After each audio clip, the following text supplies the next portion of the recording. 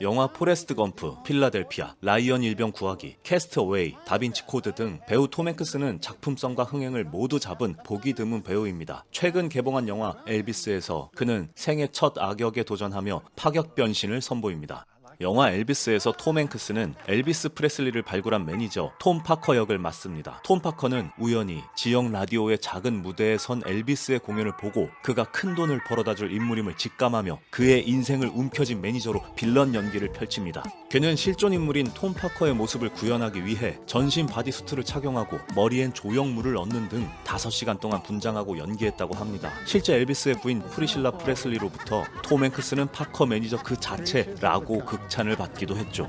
엄청난 필모그래피를 뒤로 하고 또 한 번의 파격적인 도전에 나서는 배우 톰 행크스. 우리에게는 매우 친숙한 배우지만 미처 몰랐던 사실들도 많습니다. 타고난 젠틀맨인 듯 보이는 그가 연기를 위해 했던 일들, 배우가 아닌 일상에서의 톰 행크스를 조명해 봅니다. 포레스트 검프 연기를 위해 아역 배우와 매일 통화한 사연. 포레스트 검프는 톰 행크스를 연기파 배우 반열에 올린 영화입니다. 인생은 초콜릿 상자 같은 거야 라는 명대사를 남기기도 했죠. 그는 실제 포레스트 검프의 출신지인 미국 남부 억양을 익히기 위해 포레스트의 어린 시절을 연기한 아역 배우에게 도움을 청합니다. 아역 마이클 코너 험프리스는 미시시피 출신 배우로 매우 정확한 남부 억양을 갖고 있었고, 게다가 남들보다 조금 떨어지는 지능을 가진 외톨이 소년인 포레스트 검프가 어린 시절 말투를 성인이 되어서도 그대로 사용했을 것이라는 영화적 상상력까지 고려한 그의 판단이었죠. 톰 행크스는 어린 아역 배우의 목소리를 카세트 테이프에 녹음해 반복해서 들었고 아이와 거의 매일 전화통화를 하며 억양을 공부했다고 합니다. 그의 방법은 분명히 효과가 있었던 것으로 보입니다. 포레스트 검프는 그의 필모그래피에 최고로 손꼽히는 작품이 되었으니까요.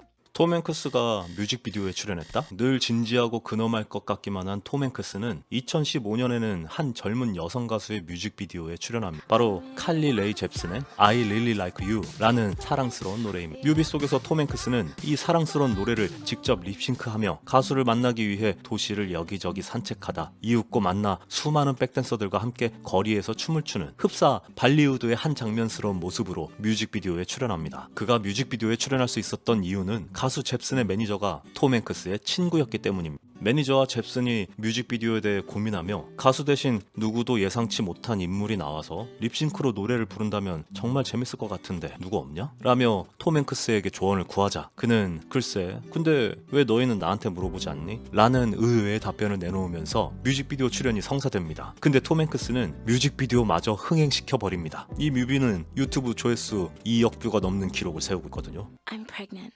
Okay. Just kidding.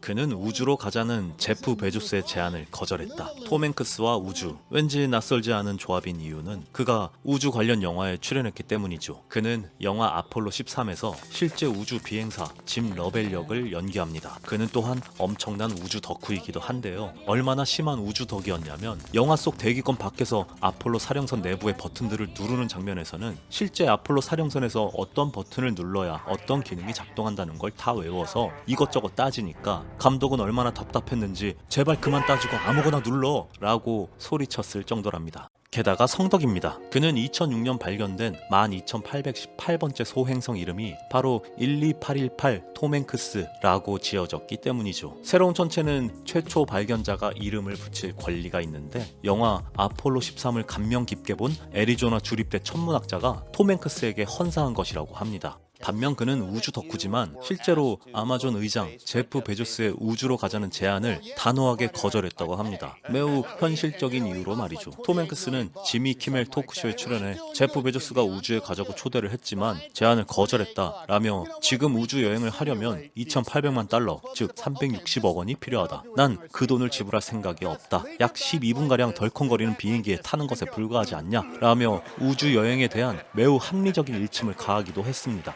톰 행크스는 한때 호텔 종업원 일을 했다. 톰 행크스가 유명 배우가 되기 전 무명으로 고군분투하던 시절이 있었습니다. 젊은 시절 그는 돈을 벌기 위해 캘리포니아 힐튼 호텔의 벨보이로 일한 적이 있다고 합니다. 톰 행크스는 벨보이와 배우는 거의 비슷하다고 말하기도 했는데요. 그는 워싱턴 포스트와의 인터뷰에서 벨보이는 손님을 그의 방으로 안내해야 하고 편안하고 즐겁게 여행을 즐길 수 있도록 도와야 한다. 그가 알고 싶은 것에 대한 정보를 주는 역할이기에 연기와 매우 똑같다 했다 라며 남다른 직업의식을 언급하기도 했는데요. 언제 어디서든 누군가를 세밀하게 관찰하는 모습에서 그의 멋진 현실 연기가 탄생하지 않았을까 짐작해봅니다. 벨보이 일을 계속했다면 이 시대 최고의 벨보이가 되지 않았을까요? 영화 캐스트어웨이를 찍기 위해 1년간 체중을 감량했다. 영화 매니아들이라면 톰 행크스의 가장 인상적인 영화로 캐스트어웨이를 뽑는데 주저하지 않을지도 모릅니다. 그만큼 그는 홀로 섬에 남아 좌초된 후 구조될 때까지 생존한 청년의 이야기를 매우 리얼하게 그려냅니다. 그는 섬에 홀로 남은 사람처럼 보이기 위해 영화 촬영을 중단한 채 약 22kg을 감량합니다. 자그마치 1년이라는 시간을 들여서 말이지요. 영화 스태프들은 1년간 뭘 하고 있었을까요? 캐스트어웨이 로버트 저메키스 감독은 1년간의 공백을 메우기 위해 다른 영화를 만들 수밖에 없었다고 밝혔습니다. 그는 나는 1년간 스태프들의 재정적인 어려움을 해결하기 위해 그 사이에 또 다른 영화를 맡아서 제작할 수밖에 없었다 라고 에피소드를 전합니다. 톰 행크스는 1년간 열심히 22kg을 감량하고 또 하나의 전설적인 영화를 완성하게 됩니다. 덕후 기질 충만한 톰 행크스. 앞서 우주 덕후이라도 전해드렸지만 그는 타자기 덕후이기도 합니다. 그는 세계 유수의 타자기 100대 이상을 수집하는 것은 물론 아예 스마트폰용 타자기 앱인 행스라이터를 개발하기도 하죠. 또한 캘리포니아 타이프라이터라는 다큐에 출연도 하고 직접 타자기를 소재로 한 단편 소설을 출간하기까지 했습니다. 책 제목은 타자기가 들려주는 이야기로 국내에도 번역되어 나왔습니다. 도대체 타자기에 왜 집착하냐는 질문에 그는 나도 모르겠다. 내 머릿속에 뭔가 있는 것 같다. 머릿속 생각을 타자기로 옮기는 것을 좋아한다. 그러면 영구적으로 뭔가를 남긴 것 같아서 마음의 안정을 찾고 위로가 된다 라고 밝힌 바 있습니다. 최근에 그는 코로나19에 걸리기도 했는데요. 이름이 코로나인 어린이가 놀림을 당해 톰 행크스에게 편지를 써서 하소연하자 그는 코로나라는 이름의 의미를 설명하며 격려해주고 나중에 이걸로 답장을 써달라며 소장하던 코로나 타자기까지 선물하는 인성까지 완벽한 모습을 보였습니다.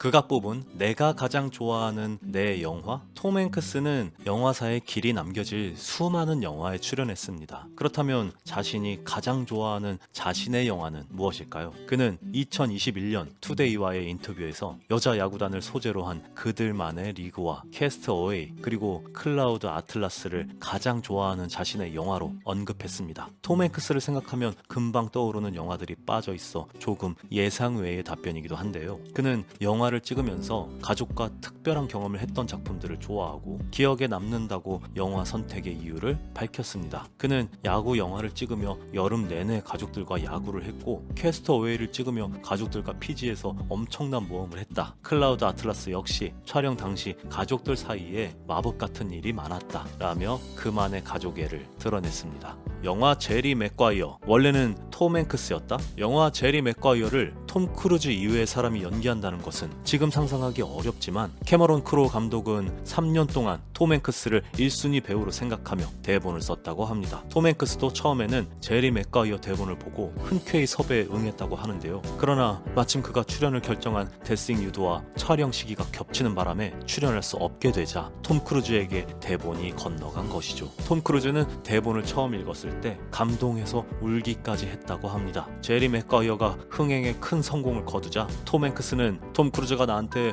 $1 정도 빚을 지고 있다고 생각했으면 좋겠다 라고 여유로운 농담을 던지기도 했습니다. 톰 행크스는 2020년 그리스 시민이 됐다. 톰 행크스는 미국의 대표 얼굴이라고도 칭하지만 2020년 그리스 시민권을 얻기도 했습니다. 그의 아내 리타 윌슨은 그리스 혈통이기도 하고 톰 행크스는 그리스 정교회 신자입니다. 두 사람은 수년 동안 그리스에서 여름 휴가를 보내는 등 그리스를 향한 애정을 꾸준히 보였습니다. 부부는 영화 나의 그리스식 웨딩을 공동 제작하기도 했을 정도입니다. 얼마 전 골든글로브 시상식에서 톰 행크스는 그리스에 대한 사랑을 소감으로 전했습니다. 그는 지난 32년간 나는 그리스인이었다. 그곳은 나의 안식처이자 힐링 장소이며 세계의 아름다운 곳을 가봤지만 그리스만한 곳이 없다 라고 극찬합니다. 이윽고 2020년에 부부와 그들의 자녀들은 2018년 아테네 근처에서 일어난 산불에 대한 인식을 높이는데 도움을 준 공로로 명예 그리스 시민권을 부여받았습니다. 당시 산불은 마티 해변 마을을 덮쳐 100여 명의 목숨을 앗아가는 큰 사고였습니다. 톰 행크스는 지난 1월 트위터에 2020년은 그리스 명예 시민으로 출발이라고 게재해 공식적인 그리스 시민임을 알렸습니다.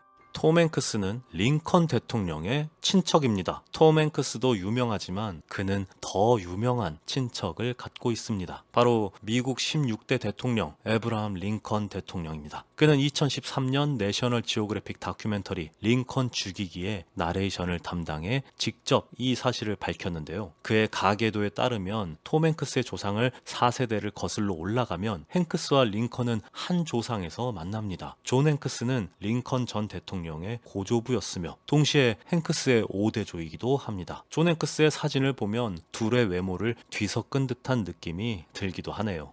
이상 미국이 사랑한, 아니 전 세계가 사랑한 배우 톰 행크스에 관련한 10개의 비하인드 스토리를 알아봤습니다. 그가 첫 빌런 연기한 영화 엘비스는 얼마 전 칸 국제영화제에서 첫 공개되어 12분간 기립박수를 받았다고 합니다. 저도 꼭 보고 싶어지네요. 그럼 안녕.